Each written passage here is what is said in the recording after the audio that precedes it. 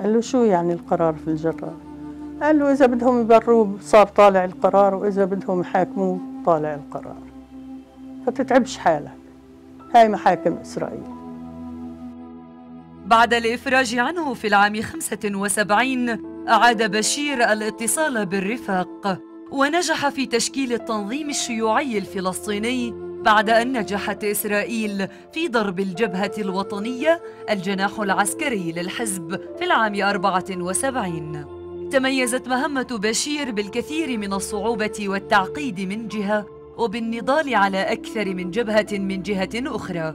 وبما أن مقاومة مشروع القيادة البديلة والتقاسم الوظيفي كانت مهمة وطنية من الدرجة الأولى، فإن إعادة بناء النشاط الشيوعي اكتسبت ذات القدر من الأهمية من وجهة نظر بشير. راهنت إسرائيل في ذلك الوقت على قضيتين. القضية الأولى هي إجراء انتخابات للبلديات على أمل أن تؤدي نتائج هذه الانتخابات إلى خلق مثل هذه القيادة البديلة، وكذلك راهنت على الفئات الوسطى في المجتمع الفلسطيني، وكذلك على وجود أكثر من 100,000 عامل يعملون داخل إسرائيل يرتبطون بعجلة الاقتصاد الإسرائيلي من أجل بلورة قاعدة اجتماعية للاحتلال داخل المناطق الفلسطينية. تبنى الشيوعيون موقفاً جريئاً عندما أعلنوا نيتهم المشاركة في الانتخابات البلدية في العام 76، وعملوا على تشكيل ما عرف بالقوائم الوطنية آنذاك. مسألة المشاركة في انتخابات تحت الاحتلال قضية إشكالية أيضاً، وكان هناك تردد لدى الحركة الوطنية في كيف ستسلك إزاء محاولة إسرائيل أن تجري انتخابات، والهدف منها لدى الإسرائيليين كان التمويه على صورة الاحتلال من جهة، ومن جهة أخرى إبراز قيادات يمكن أن يعني تستفيد منها الإسرائيل في المراحل اللاحقة. هذا التردد والخوف من الخوض هذه التجربة كان موجود لدى التنظيمات الفلسطينية المختلفة. الحزب الشيوعي أو الشيوعيين الفلسطينيين هم أول تنظيم فلسطيني قرر أن يشارك بالانتخابات البلدية، ودعا منظمة التحرير وقيادتها للمشاركة في هذه الانتخابات، وحصل تباين أيضا في الرأي واختلاف مع التنظيمات الأخرى، وبعض التنظيمات يعني ظلت غير مقتنعة بالمشاركة في هذه الانتخابات. فكانت فكرة بشير البارود إذن تشكيل لجان وطنية أو قوائم وطنية تنزل في المجالس البلدية تقود النضال الوطني، لأنه ما في عندنا دولة ولا في عندنا سلطة، ومنظمة التحرير قيادتها في الخارج. إذا بدنا نشوف إنه انفرض علينا هذا الواقع، فبدنا اللجان الوطنية هي اللي تكون قائدة للنضال. وبالفعل بادر وبنشاط، وكنا على اطلاع وين يتحرك في نابلس، في الخليل، في غزة، في كل مناطق الضفة الغربية لتشكيل قوائم وطنية.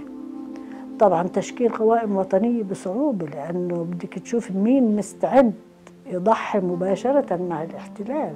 الاحتلال موجود على أرضنا، فمقاومته مباشرة وجها لوجه تتطلب جرأة وشجاعة كبيرة، إنه أنت أمام عدوك وجها لوجه.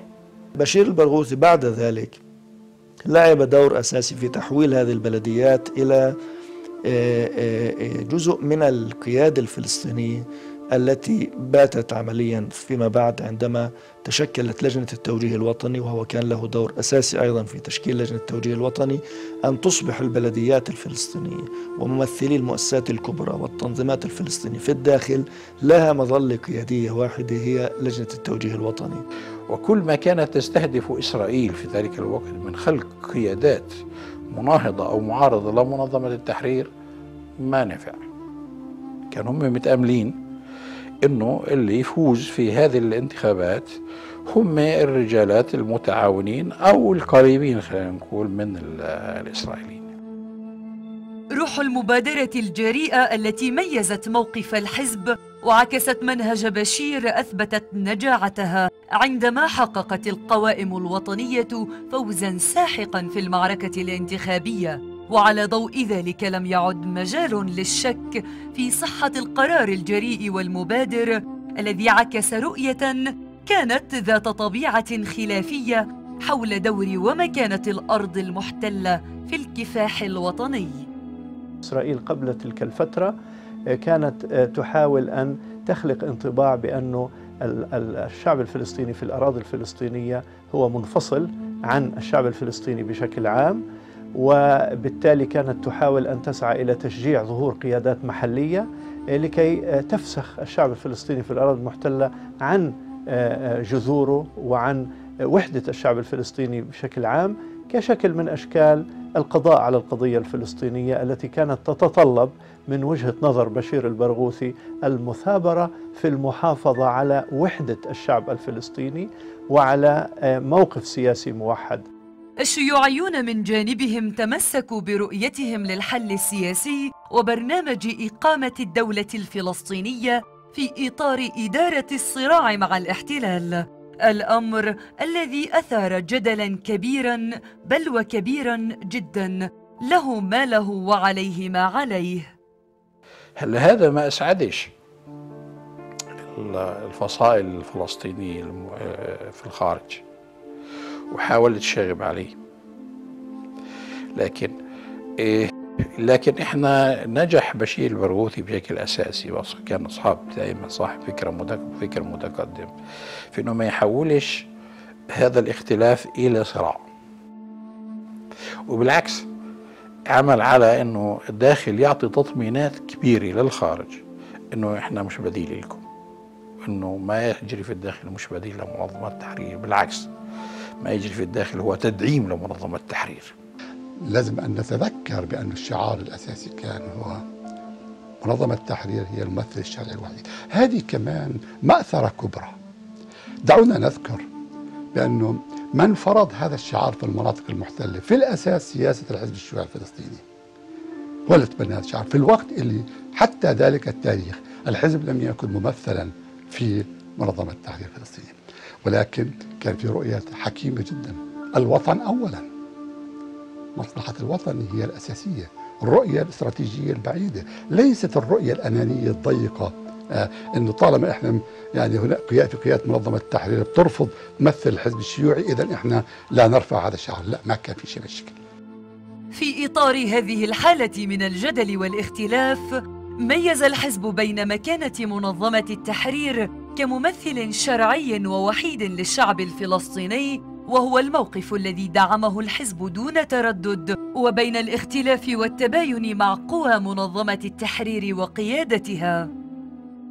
رغم الخلاف والتباين كان يميز الشيوعيين بين المصلحة العامة الوطنية ومكانة منظمة التحرير وبين التباينات السياسية والفكرية وفي أداء المنظمة، وهذا أيضا يسجل. الأراضي الفلسطينية المحتلة هي جزء من منظمة التحرير، ولكن أيضا هي تريد شراكة قيادية في منظمة التحرير، هي ليست مجرد تابع لمنظمة التحرير.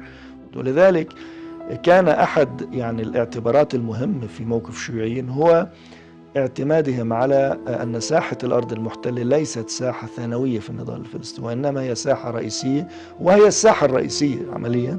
وهذا طبعا كما قلت كان مصدر يعني تباين في الفهم الفلسطيني.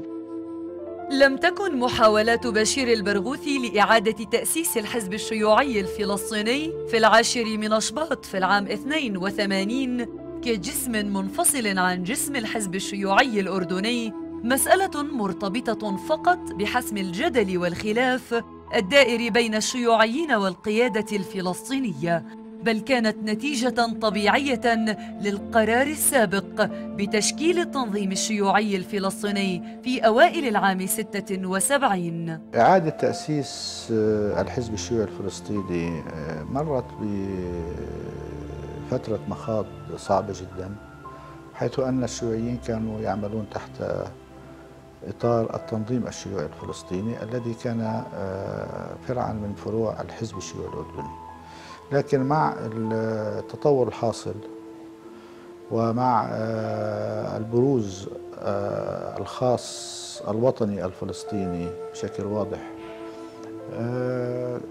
كان هناك التوجه من أجل إعادة تأسيس الحزب الشيوعي الفلسطيني، باعتبار أنه امتداد للحزب الشيوعي الفلسطيني الذي كان قبل عام 1948. صار رشيد بشير البرغوثي يكتب رسائل توصل لعمان رسالة وبعدين ألحقها أنا، ومرات يكون معي آخرين. وأكبر شريك إلي كان في هذا الحوار الدكتور أحمد حمزي نجي، وبعدها انضم فيما بعد تيسير العروري ومصطفى البرغوثي في فترة لاحقة يعني. المهم صارت هذه الحوارات، والحوارات هذه اضطرينا طبعا نقولها لموسكو ولبرلين، فتأخرت المسألة إلى سنة 82 إلى حد ما قبل المشروع في أسرة الأحزاب الشيوعية.